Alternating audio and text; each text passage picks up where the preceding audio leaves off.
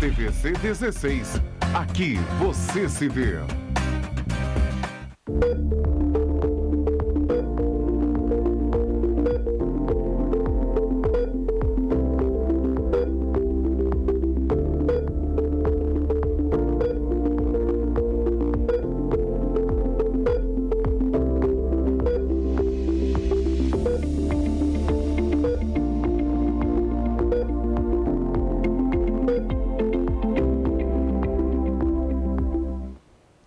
Boa tarde, senhora. Boa tarde, senhor.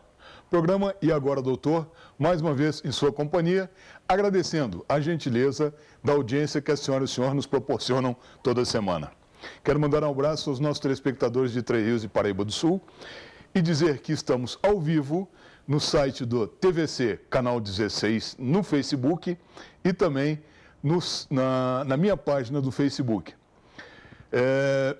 Hoje eu vou ter o prazer de levar a senhora e o senhor um convidado que já esteve aqui no nosso programa. Nós estamos repetindo em função dos acontecimentos ou dessa segunda onda de Covid, que já está no fim, graças a Deus. Estão falando de uma terceira onda, mas isso, o futuro a Deus pertence, isso ninguém pode dizer. E ninguém tem bola de cristal para adivinhar uma coisa dessas.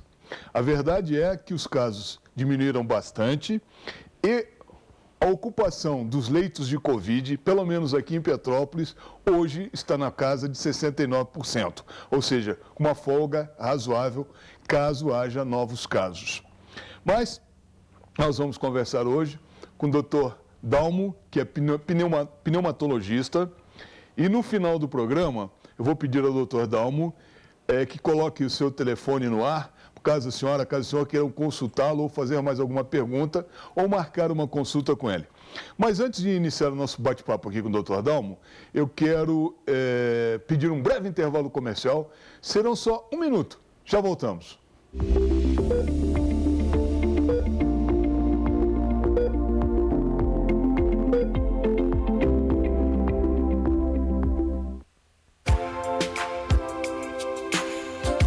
Hospital Nossa Senhora Aparecida. A modernidade a serviço de Petrópolis. Equipamentos de última geração para melhor atender sua saúde. Atendimento humanizado e de altíssima eficiência. Hospital Nossa Senhora Aparecida. Aqui você tem certeza de que sua confiança é o mais importante para nós.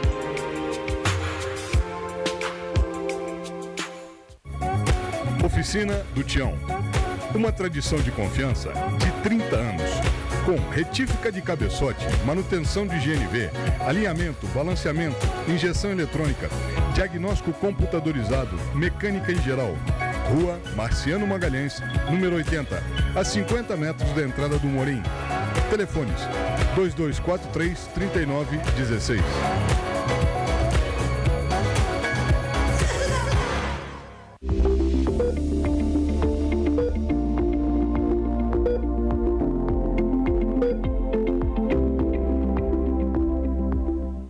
Muito bem, estamos de volta e vamos iniciar agora uma conversa com o Dr. Dalmo Jaci Monteiro, que é pneumologista.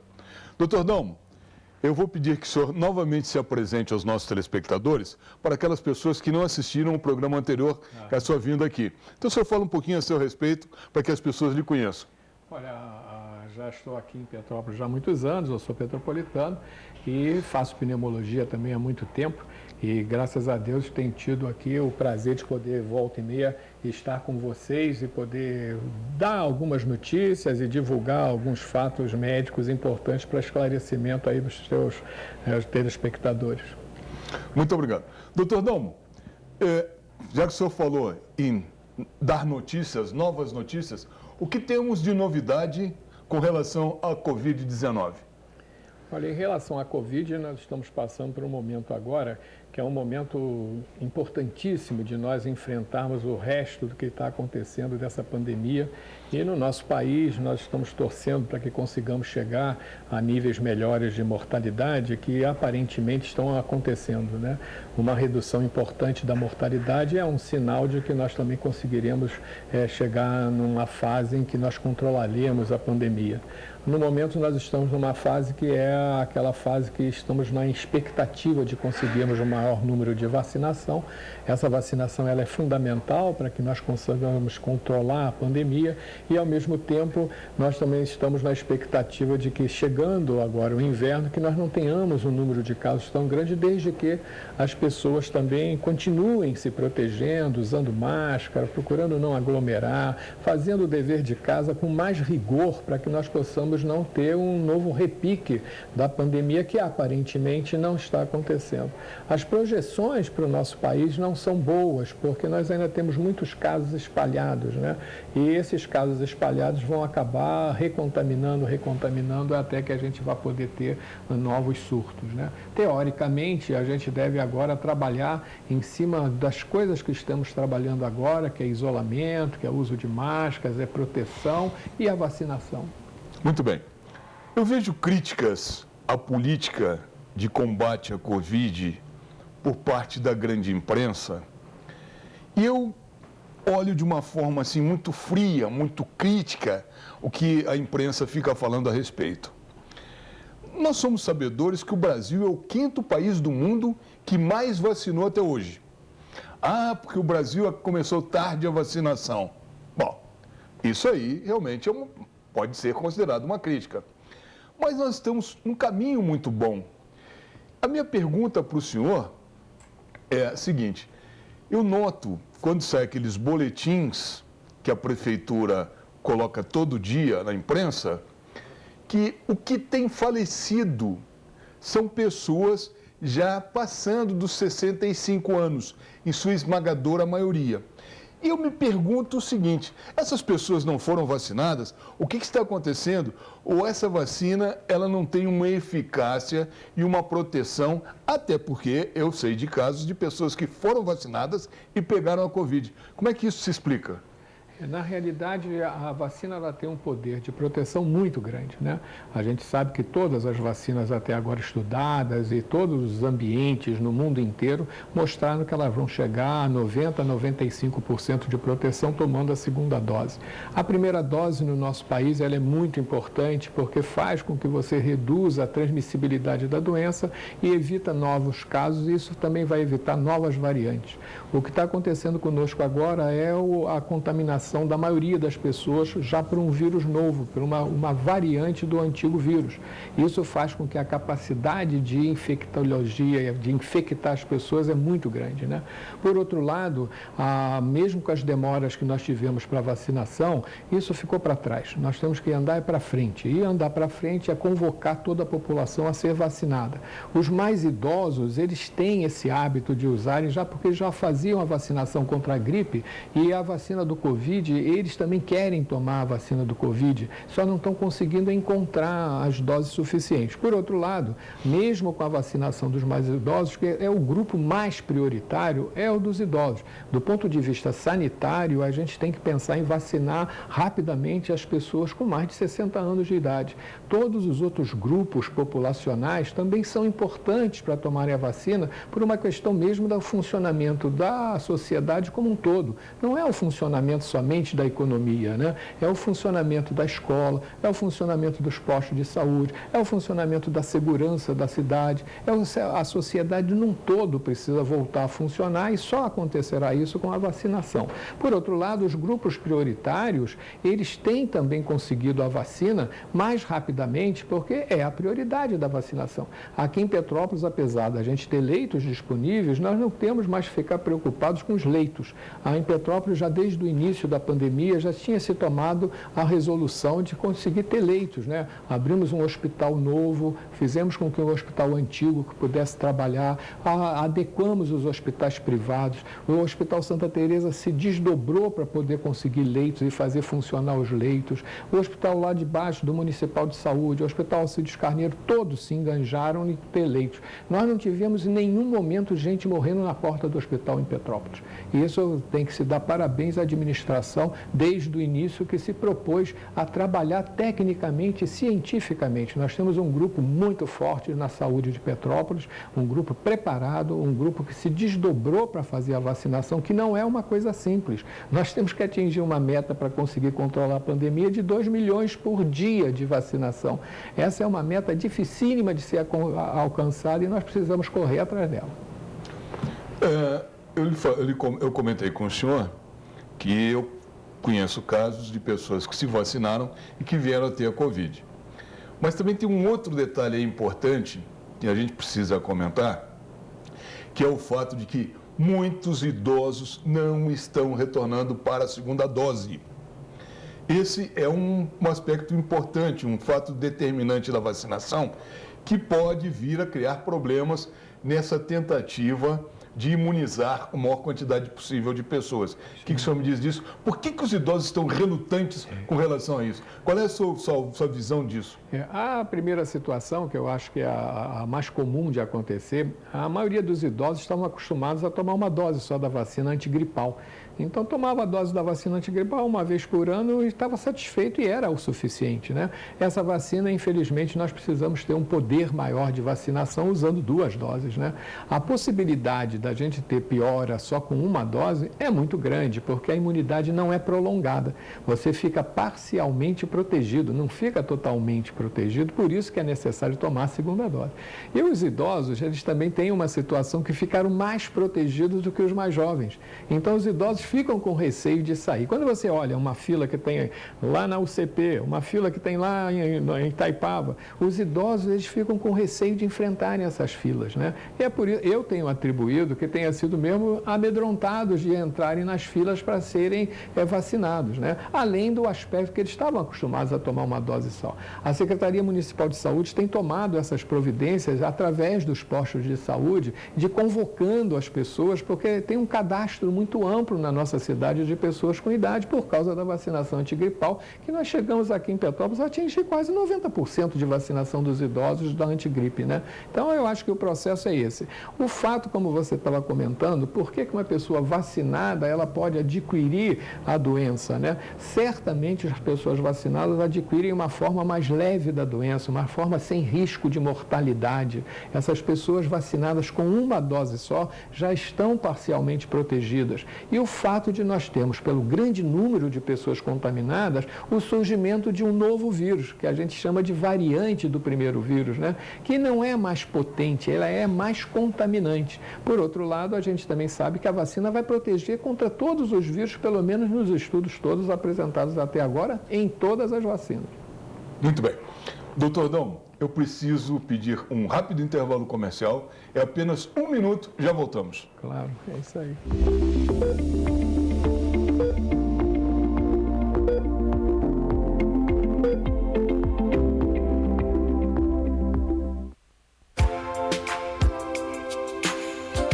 Hospital Nossa Senhora Aparecida. A modernidade a serviço de Petrópolis.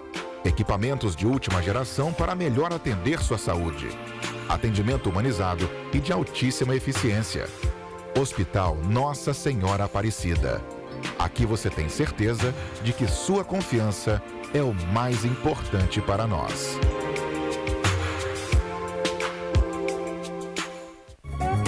Oficina do Tião. Uma tradição de confiança de 30 anos. Com retífica de cabeçote, manutenção de GNV, alinhamento, balanceamento, injeção eletrônica, diagnóstico computadorizado, mecânica em geral. Rua Marciano Magalhães, número 80, a 50 metros da entrada do Morim. Telefones 2243-3916.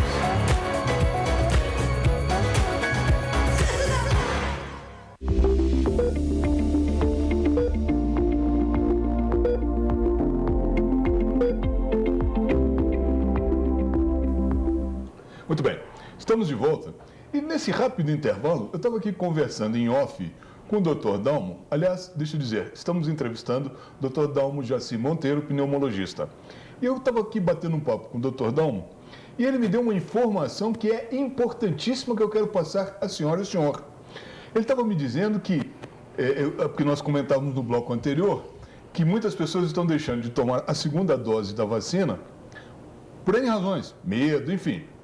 E ele estava me dizendo que iniciou a vacinação da vacina da gripe, H1N1, conhecida como vacina dos idosos, que hoje é para toda a população, não é mais só para os idosos, a vacina da gripe.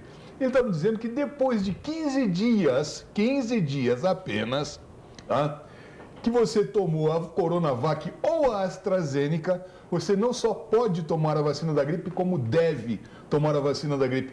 Comente um pouquinho a respeito disso, doutor Dalmo, por favor. Esse é um processo importante porque nós ficamos sempre preocupados de ter competição imunológica entre os vírus, né? O vírus da gripe já é um vírus que nós estamos, população em geral, muito adaptados ao vírus da gripe. Então, a possibilidade de ter reações adversas por causa da vacinação, tanto da AstraZeneca quanto da Coronavac com o vírus da gripe, ela é muito pouco provável. A maioria das pessoas podem, 15 dias depois de terem tomado uma das vacinas, se vacinar contra a gripe. E isso é importante porque o período do inverno é o período que mais nós temos os surtos da gripe e da influenza. Então, é um momento da gente proteger com esse vírus. E o coronavírus, ele não vai ficar prejudicado, nem a imunidade da pessoa vai ficar diminuída por ter tomado as duas das vacinas, mesmo a vacina AstraZeneca. Então, eu sou de opinião, e eu acho que todos os trabalhos científicos têm demonstrado isso, que não há incompatibilidade de nós tomarmos as duas doses das vacinas com um intervalo de 15 dias entre uma dose e outra, né? Então, a prioridade é a vacina do Covid. A segunda prioridade é a vacina antigripal. E a gente deve fazer isso tudo agora no decorrer desse mês. Olha só, então que fique muito claro, porque essa é uma informação muito importante que o Dr. Dalmo está nos trazendo aqui. Caso a senhora ou o senhor já tenha sido vacinado contra a Covid, não importa a vacina, seja a AstraZeneca, seja a Coronavac, passados 15 dias da vacinação, pode se dirigir, não só pode, deve se dirigir a um posto de saúde e fazer a vacinação contra a gripe. Isso.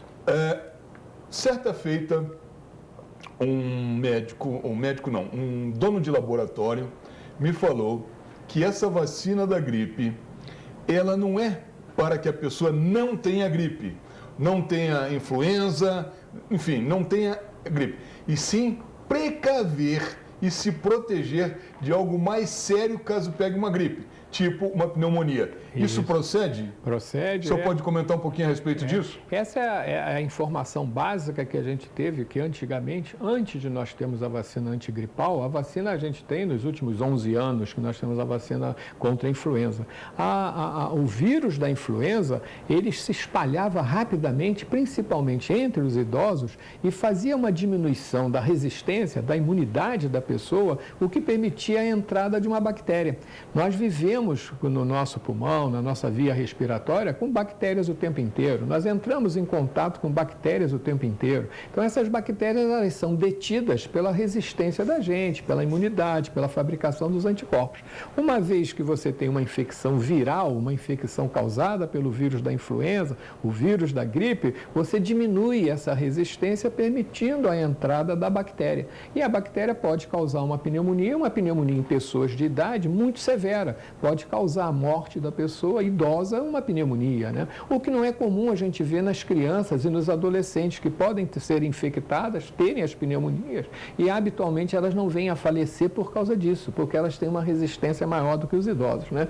Por outro lado, a vacinação da influenza ficou tão disseminada que o vírus da influenza foi perdendo a força. Então, hoje você não tem mais risco de ter uma epidemia de vírus da influenza, como era o risco que a gente tinha antigamente, que foi o vírus da gripe espanhola, né? Que não tinha resistência no mundo inteiro e foi uma pandemia enorme no início do século passado, né? Então, esse processo todo da vacinação, ele continua sendo importante para estimular permanentemente a fabricação de anticorpos específicos contra aquele tipo de vírus, né? Uma vacina do coronavírus é para pegar o vírus do coronavírus, uma vacina da gripe é para pegar o vírus da gripe, né? E como outras vacinas, que eu me permito dizer isso agora, que nós ainda não temos vacina, mas com os estudos genéticos da vacina do coronavírus, a gente vai desenvolver, que é a vacina da dengue, a vacina da chikungunya, infecções que no nosso país também são muito importantes, a tal ponto de nós termos 200 mil pessoas infectadas por dengue no verão.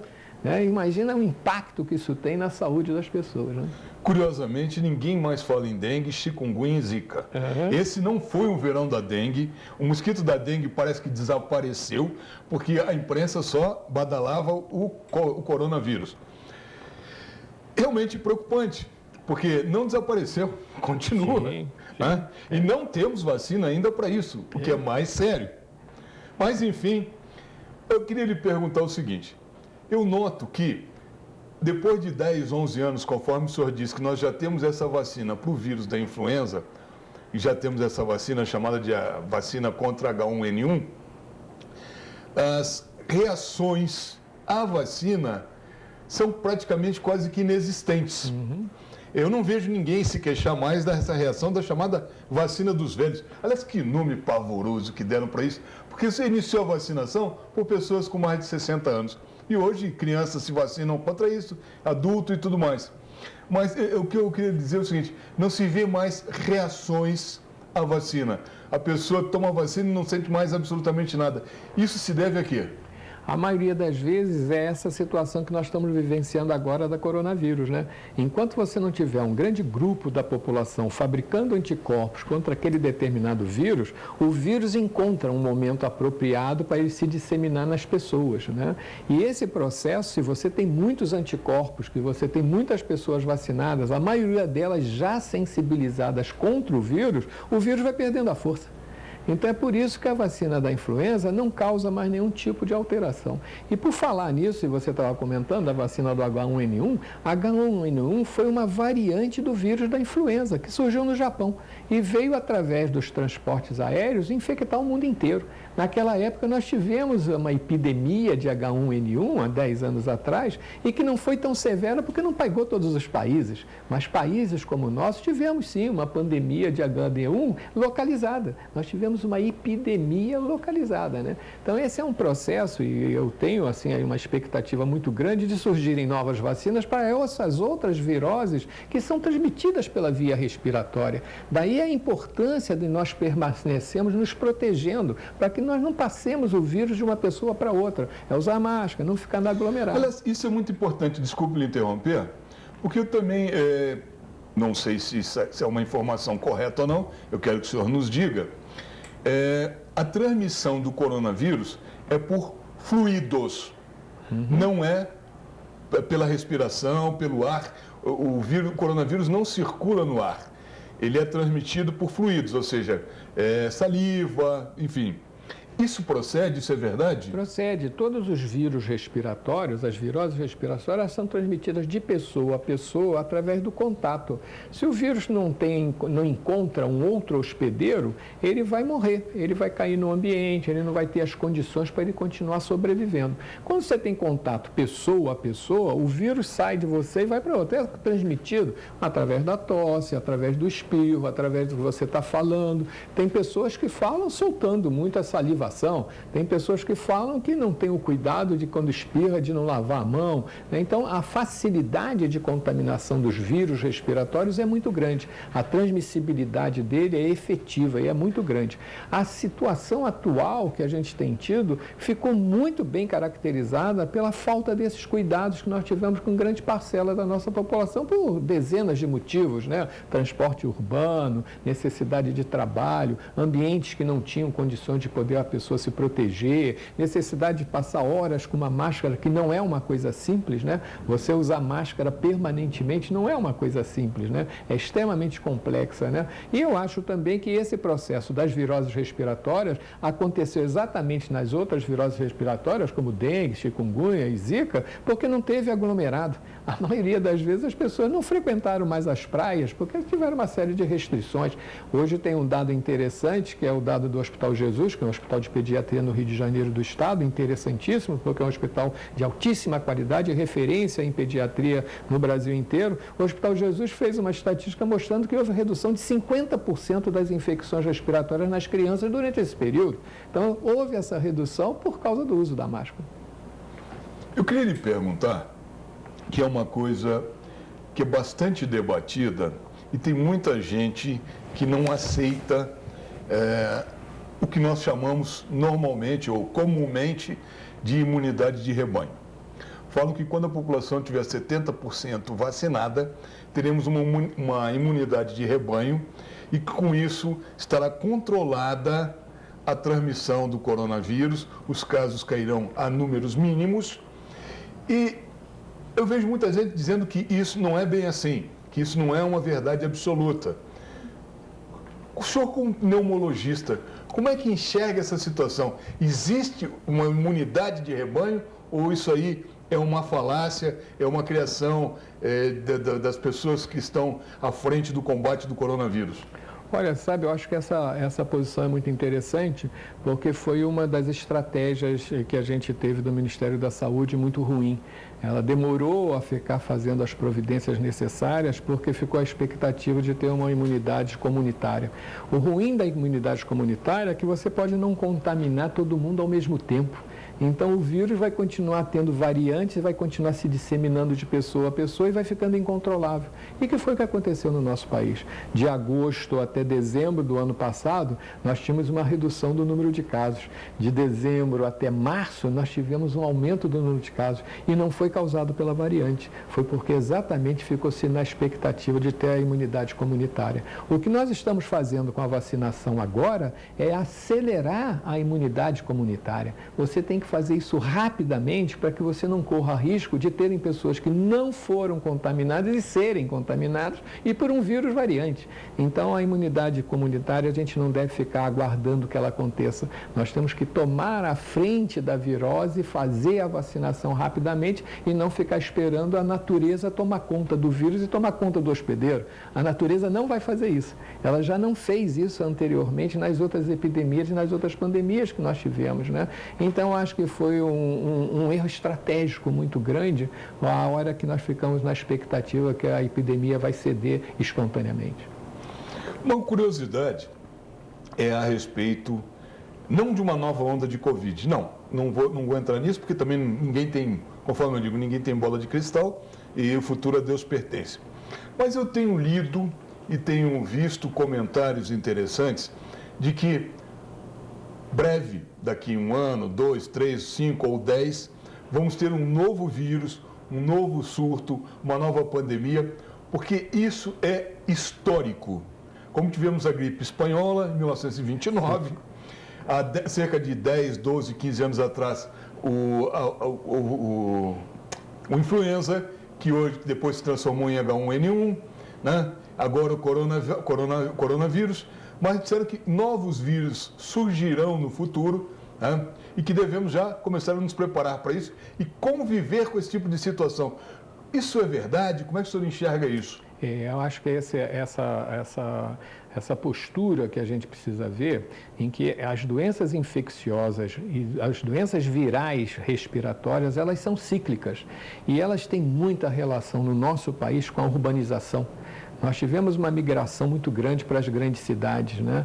E a gente acabou ficando em ambientes sociais, nos grandes centros urbanos, que é um grande facilitador para a disseminação das viroses, principalmente as viroses respiratórias. Os ambientes de moradia da maioria das nossas populações não têm as condições ventilatórias adequadas para que você possa se proteger, não tem as condições sanitárias que você possa se proteger. A exposição no transporte urbano foi impressionante como é que nós vimos as condições precárias dos transportes urbanos e nos lugares mais desenvolvidos. O que chama a atenção é que nos grandes centros urbanos do Brasil, em que nós temos certamente uma organização social mais adequada, nós não conseguimos ver que isso protegia as pessoas contra a virose.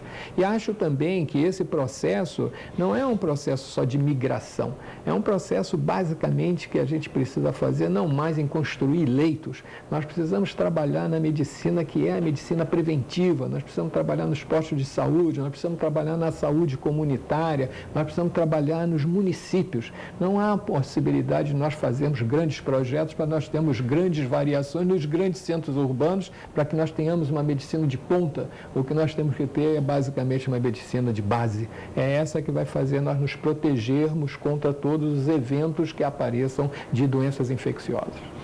Mas o senhor acredita que teremos um novo vírus futuro?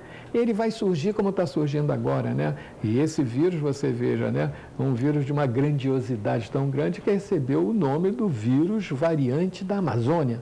né? Quer dizer, representando um grande potencial que nós temos num país como o nosso, de ter uma Amazônia, né? E nós temos que denominar com esse nome do vírus variante da Amazônia, né? Eu vejo isso com uma tristeza muito grande, porque a Amazônia não merece isso, né? Tá? Por outro lado, vão surgir vários outros vírus ciclicamente, né? E depende desse comportamento da sociedade nos meios urbanos. Senhores, claro, obviamente que isso aí é um exercício de futurologia. Mas o senhor estima que possamos ter uma situação confortável com relação ao coronavírus em quantos meses ainda ou em quantos anos? O processo hoje, grandes centros hoje de informação na área de saúde e de previsão estatística, né, todos eles têm colocado isso, né?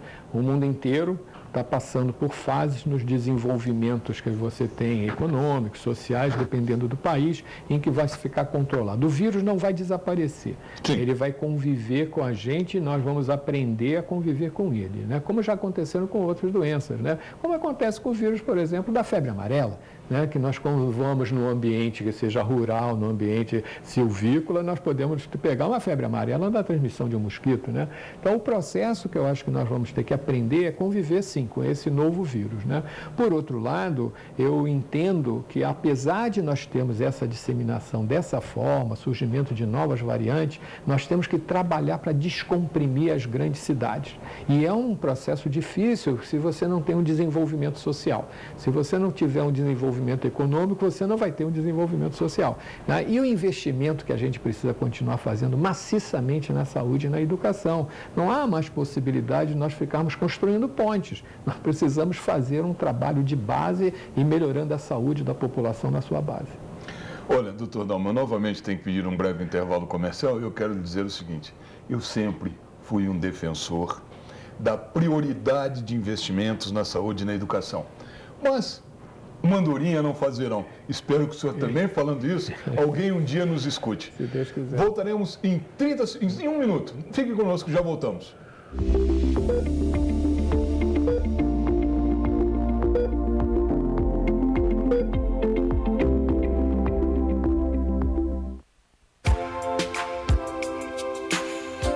Hospital Nossa Senhora Aparecida. A modernidade a serviço de Petrópolis. Equipamentos de última geração para melhor atender sua saúde. Atendimento humanizado e de altíssima eficiência. Hospital Nossa Senhora Aparecida. Aqui você tem certeza de que sua confiança é o mais importante para nós.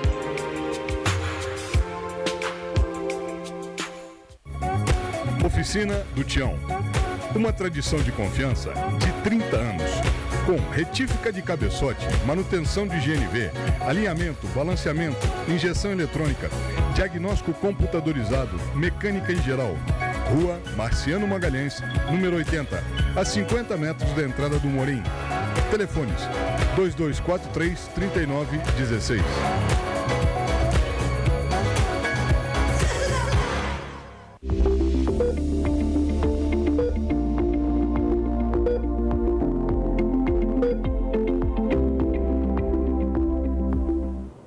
Estamos de volta.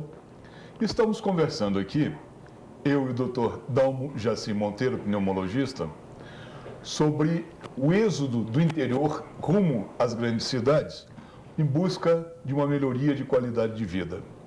E eu estava comentando com o Dr. Dalmo que o processo reverso só acontece quando se esgotam os recursos na cidade. Ou seja, quando não tem emprego, quando está rareando ou rarefecendo a comida. E aí volta novamente as pessoas para o interior. Mas que isso aí, infelizmente, é uma situação irreversível, porque isso está no âmago, está na cabeça das pessoas de buscarem alguma coisa melhor do que tem no campo. E o Dr. Dalmo me lembrou muito bem que com o progresso do agronegócio, o campo está abrindo muitas novas oportunidades de trabalho. Pode ser que isso ajude muito, e eu espero que sim. Porque o agronegócio pode desenvolver toda uma cadeia periférica de escolas, hospitais, postos de saúde, enfim.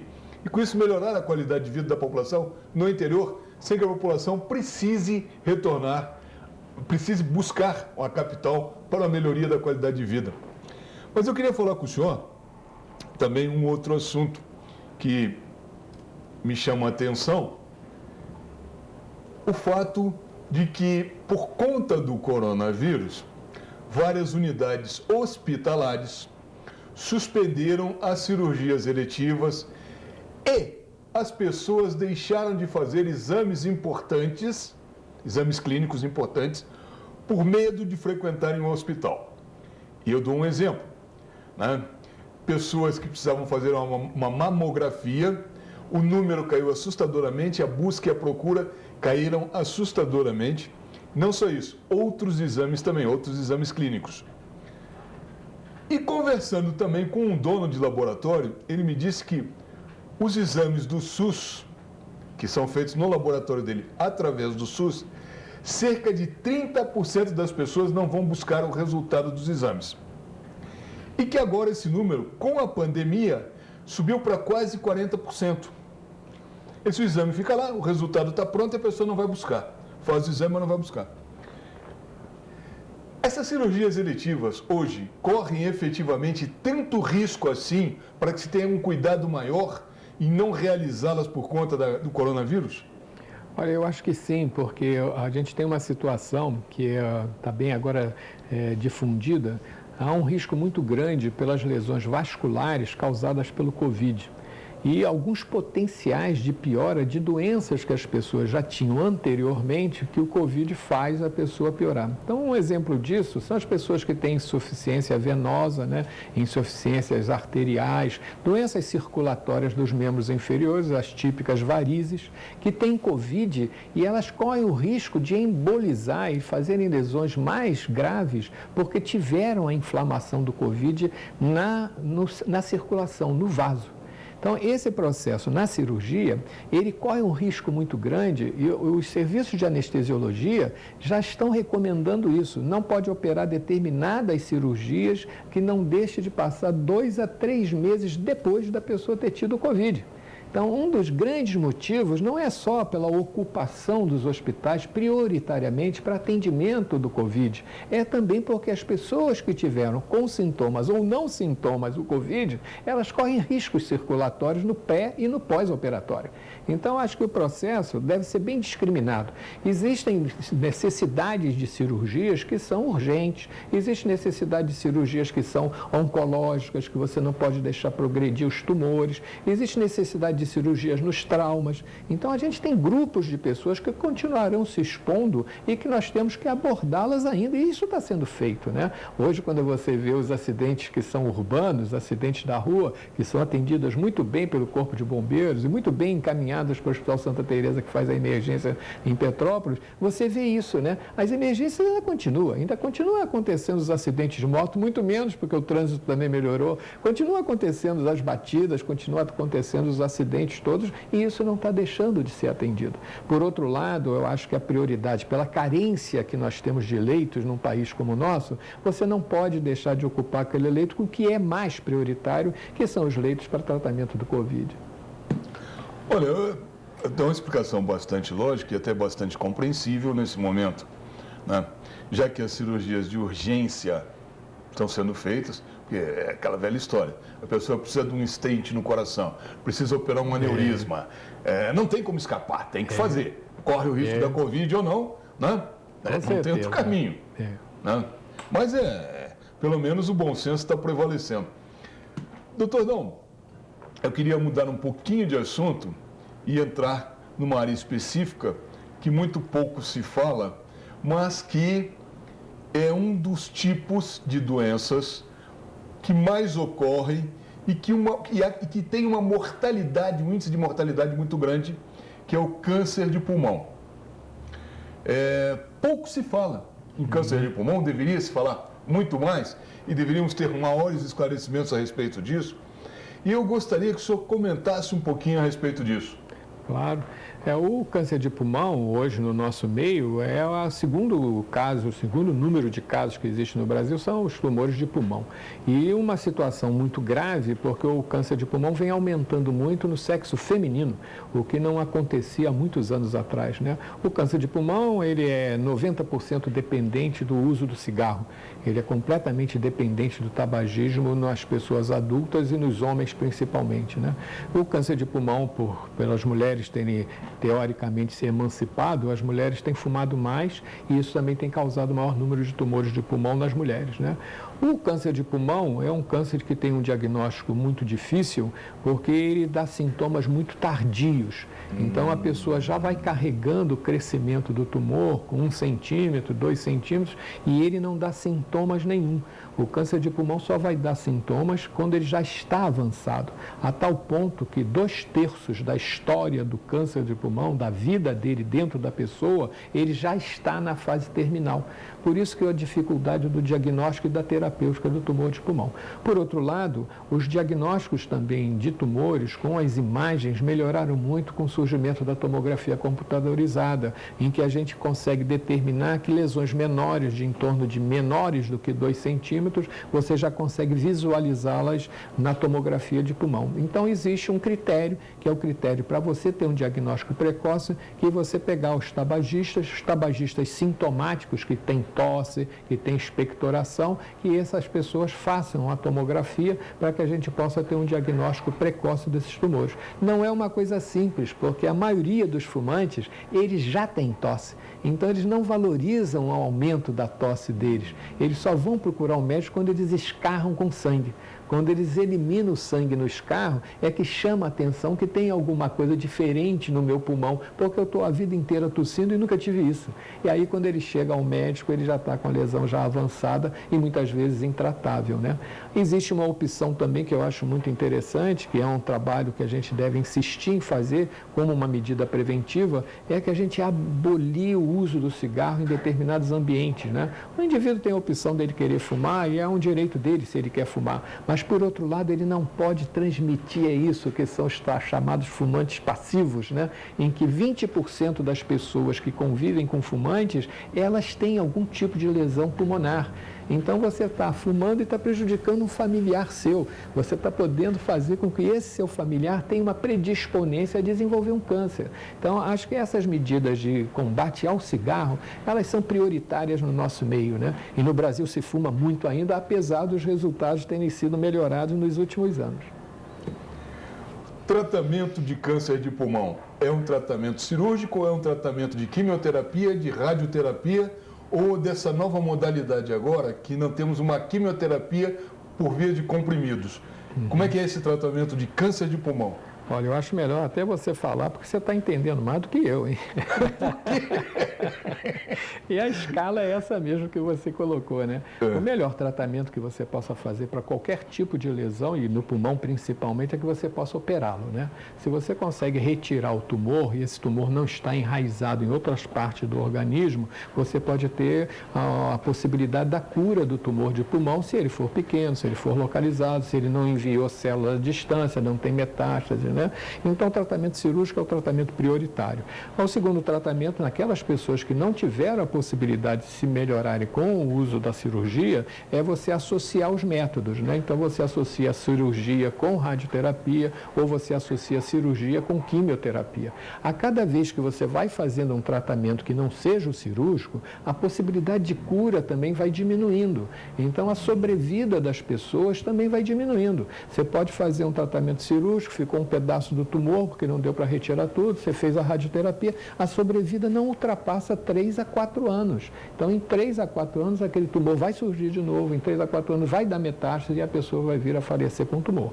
Quando é a quimioterapia, é o mesmo aspecto. A quimioterapia, em alguns tipos de tumores, ela pode até prolongar um pouco mais a vida dos doentes, mas, por outro lado, ainda tem muitos efeitos colaterais, né? Então, você fazer uma quimioterapia plena para tumor de pulmão, nós ainda não temos um resultado resultado tão adequado, apesar de que nos últimos anos melhorou muito. Quimioterapia para tumor de pulmão, a gente chama de poliquimioterapia, que são várias drogas que a gente usa, e elas podem controlar o tumor, mas não fazem o tumor regredir, né? E hoje vem surgindo muito isso que você estava comentando, que são os tratamentos imunológicos, né? Os tratamentos que você usa pedaços do tumor para você estimular a resistência da pessoa e a própria resistência da pessoa combater o tumor, né? Também só tem ocorrido resultados nesse aspecto nas pessoas que têm tumores pequenos, né? Que são tumores mais sensíveis a esse tipo de imunoterapia, né? Por outro lado, também vejo que juntar essas terapêuticas todas em determinados tipos de tumores pulmonares tem causado resultados melhores, né? E a gente tem tido sobrevidas também melhoras com esse tipo de tratamento. Mas tumor de pulmão a gente considera um tumor extremamente maligno, de difícil diagnóstico e tratamento e, por outro lado, com uma sobrevida muito curta. Doutor Dalma, eu vou mudar um pouquinho de assunto, porque Petrópolis tem como característica intrínseca dela, da cidade, ser uma cidade que chove muito, uma cidade muito úmida, e agora estamos entrando no período de inverno, estamos prestes já a entrar no inverno, e as rinites alérgicas começam a aparecer numa profusão maior, numa quantidade maior. Temos como evitar a rinite alérgica ou isso aí é um problema que sem solução? Não, eu tenho visto também esse processo também das alergias respiratórias, elas incidem mais nessas épocas do ano, né, de inverno, de mobilidade das pessoas, de você também ter essa umidade em Petrópolis. Petrópolis é uma cidade que tem, teoricamente, né, uma situação ecológica privilegiada, né, porque você, apesar de você ter essas reações de alergia, mas você tem um ambiente também saudável do ponto de vista aéreo, né, porque a gente tem muitas plantas, a gente tem muito verde, a gente tem muitos ambientes adequados, né? Por outro lado, as pessoas alérgicas, hoje na população em geral, elas ficam em torno de 13% a 15% das pessoas, têm alergia, que é um tipo também de doença que é transmitida geneticamente, né? Então, as pessoas já nascem com a predisposição, porque tem o pai alérgico, tem a mãe alérgica, teve o avô, a avó que tiveram alergia, né? E as alergias também, elas são muito bem categorizadas hoje. Você tem a rinite, que é a forma mais leve de você ter a alergia respiratória, e você pode ter a forma mais severa, que é a forma da asma brônquica, né? Que é a alergia respiratória nos brônquios, né? Então, isso faz com que você tenha uma graduação das alergias que vai da ponta do nariz à ponta do pulmão. Se as pessoas têm uma reação maior, elas podem ter as alergias todas em conjunto, né? Fazer uma rinocinusite, fazer uma rinofaringite, né? A maioria das vezes começa pelo nariz. Então, a pessoa que tem um ambiente adequado, né? Mesmo com a umidade, evitar ter animal doméstico dentro de casa, né? Evitar ter muito tapete, evitar ter muitos produtos que você use na sua higiene doméstica, né? Hoje você utilizar os produtos, não tem nenhum produto hoje que não dê cheiro.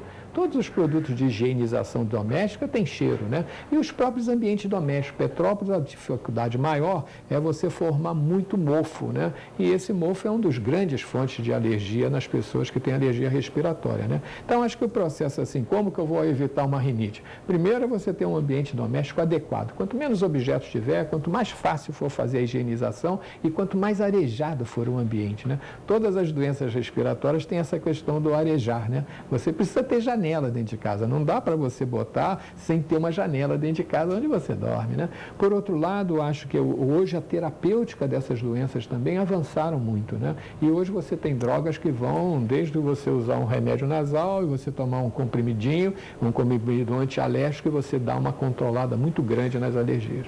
O senhor falou controlada. Eu vou pegar esse gancho. Asma e bronquite, tem cura ou a pessoa tem que aprender a conviver com elas? Eu acho que a maioria das pessoas que têm a asma, elas conseguem conviver com ela. Algumas pessoas ficam períodos muito grandes sem ter as crises de asma, né? Faz-se um tratamento adequado para cada tipo de pessoa, ou vai ser um tratamento imunológico, ou vai ser medicamentoso, né? E essas pessoas ficam isentas de ter os sintomas durante muito tempo. Elas não ficam curadas, elas ficam com a doença controlada. Se elas se expuserem de novo, elas vão voltar a ter os sintomas todos, né? É muito comum isso nos petropolitanos, que eles dizem quando quando eles vão para o Rio de Janeiro, quando eles vão para Cabo Frio, em que eles melhoram muito, né? Melhoram muito porque eles saem da onde eles têm um ambiente inadequado. Então, não melhora porque ele vai à praia, não melhora porque ele vai pegar o sol, ele melhora porque ele sai do ambiente que não estava controlado. E aí ele passa a ter os sintomas completamente. Ficar totalmente curado de uma alergia, a gente não tem condições de afirmar que a pessoa não vai ficar, né? Mas, por outro lado, a gente vê isso. Crianças tratadas de alergia passam a ficar anos sem ter alergia, se expõem quando ficam adultos jovens, quando mudam das suas casas e vão para outros ambientes e desenvolvem pouco tempo, um pouco mais de rinite e depois voltam ao normal, ficar anos sem ter novamente. Então, acho que você deve considerar que não é uma cura que nunca mais vou ter nada, né? Eu acho que se expuser, vai ter alguma coisa. Curiosamente, o senhor está falando em ambientes arejados e eu falo em ar seco. Por que eu lhe digo isso? Eu observei comigo, com o meu organismo, que quando eu estou em locais de praia, vamos lá, Saquarema, Cabo Frio, tal, eu tenho um choque no início, sinto um calor excessivo, mas respiro melhor aquele ar quente. Aquele ar quente faz bem. E aí eu vejo essa nossa umidade, esse nosso mofo dentro de casa, a roupa que fica no inverno, fica o verão todo no cabide porque é uma roupa de inverno, quando a gente vai pegar no inverno, cheira, daí tem que botar a roupa para lavar, aquela coisa toda. Então, para essas situações de mofo, tem alguma coisa que se possa fazer? Ou não tem jeito? Temos que conviver com isso porque isso é Petrópolis.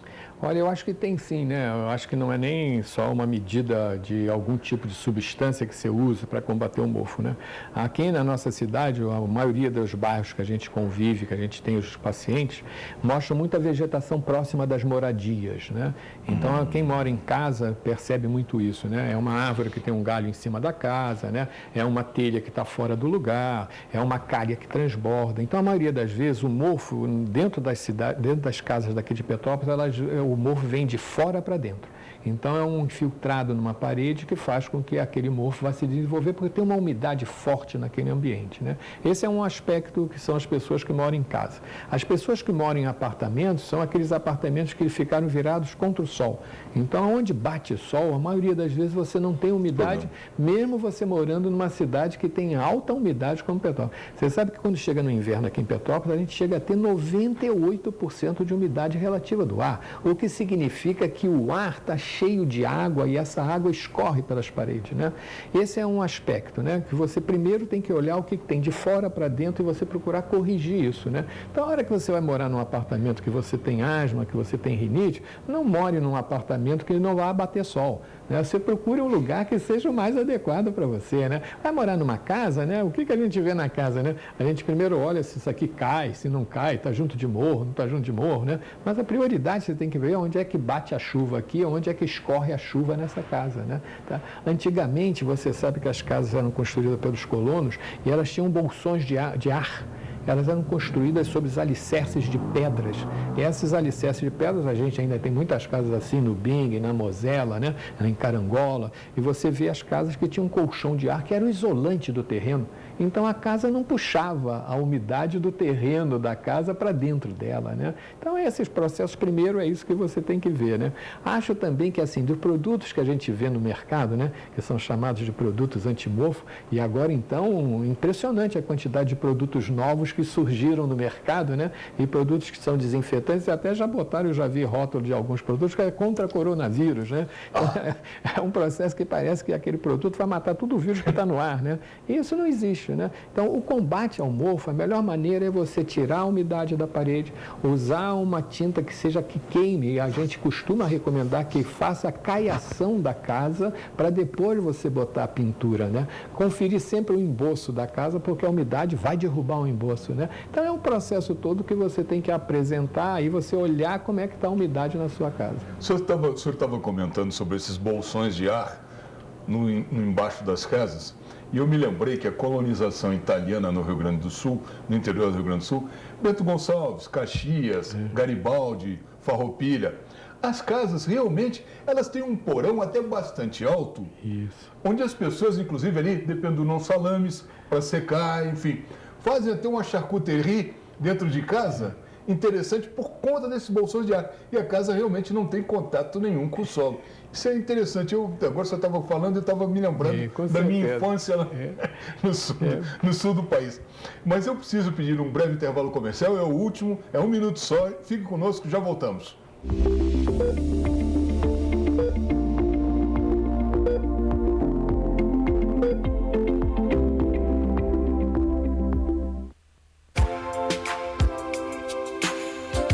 Hospital Nossa Senhora Aparecida. A modernidade a serviço de Petrópolis. Equipamentos de última geração para melhor atender sua saúde. Atendimento humanizado e de altíssima eficiência. Hospital Nossa Senhora Aparecida. Aqui você tem certeza de que sua confiança é o mais importante para nós.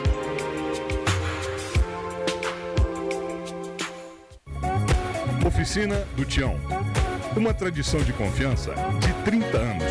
Com retífica de cabeçote, manutenção de GNV, alinhamento, balanceamento, injeção eletrônica, diagnóstico computadorizado, mecânica em geral. Rua Marciano Magalhães, número 80, a 50 metros da entrada do Morim. Telefones 2243-3916.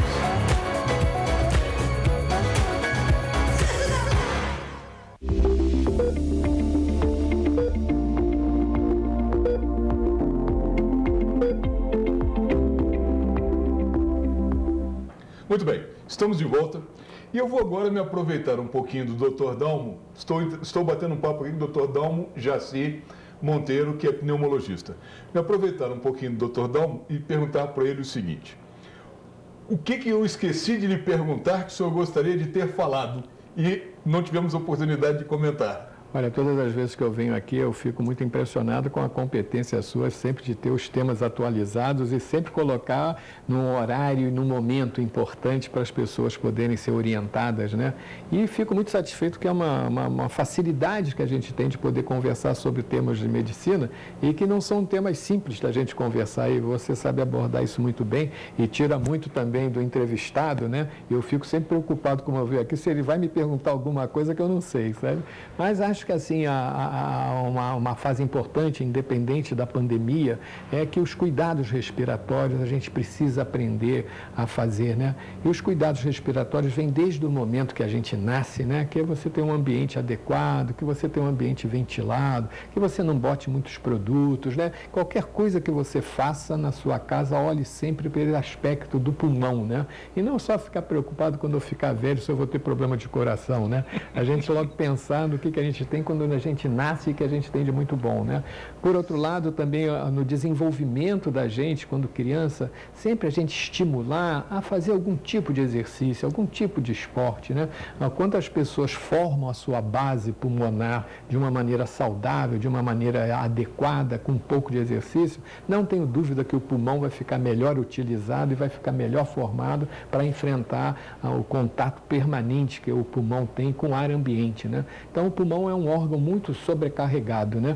Por outro lado, o pulmão também tem características espetaculares de defesa, né? E que faz com que a pessoa, tendo uma alimentação boa, tendo um ambiente aéreo satisfatório, não se expondo desnecessariamente à poluição, eu acho que isso faz com que você desenvolva uma saúde respiratória muito boa. O tema que eu vejo assim mais importante é a gente não encarar somente esses aspectos que a gente tem da doença em cima de um órgão, né? A gente entender o corpo da gente como sendo um mecanismo de defesa que ajuda todos os órgãos. Não adianta eu ter um pulmão bom se eu tiver um fígado ruim, não adianta eu ter um pulmão bom se eu tiver um coração ruim, né? Então, olhar a saúde como um todo, né? Então, assim, se eu tivesse que dizer alguma coisa para a gente poder andar de uma maneira adequada, cuide bem do seu corpo, cuide bem da sua saúde, né?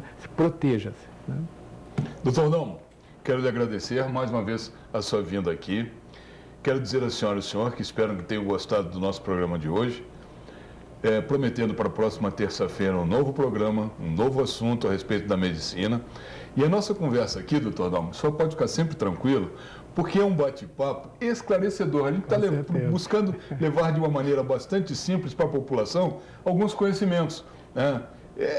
Porque poucas pessoas têm um benefício de um plano de saúde ou de poder frequentar um bom médico. Mas aqui a gente dando uma dica aqui, uma dica ali, que é como essa que o senhor deu hoje a respeito da vacina da H1N1. Passou 15 dias da vacinação do coronavírus, vai fazer H1N1. Então, isso é muito importante para a população.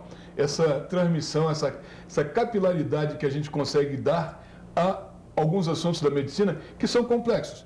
Eu mesmo não sei, eu não estudo medicina, não estudei medicina, mas eu procuro, na medida do possível, fazer perguntas que sejam do interesse da senhora e do senhor.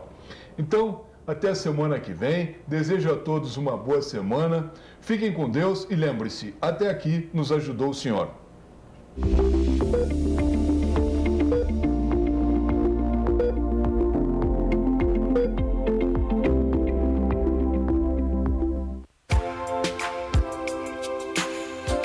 Hospital Nossa Senhora Aparecida. A modernidade a serviço de Petrópolis. Equipamentos de última geração para melhor atender sua saúde. Atendimento humanizado e de altíssima eficiência. Hospital Nossa Senhora Aparecida.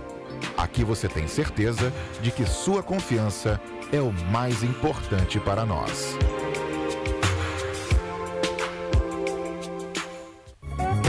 Oficina do Tião. Uma tradição de confiança de 30 anos. Com retífica de cabeçote, manutenção de GNV, alinhamento, balanceamento, injeção eletrônica, diagnóstico computadorizado, mecânica em geral. Rua Marciano Magalhães, número 80, a 50 metros da entrada do Morim. Telefones 2243-3916.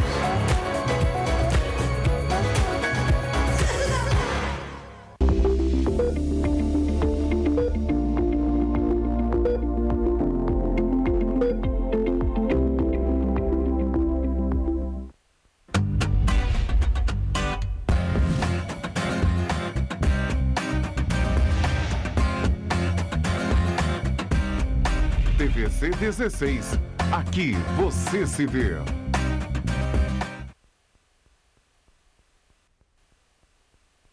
Notícia urgente para você que precisa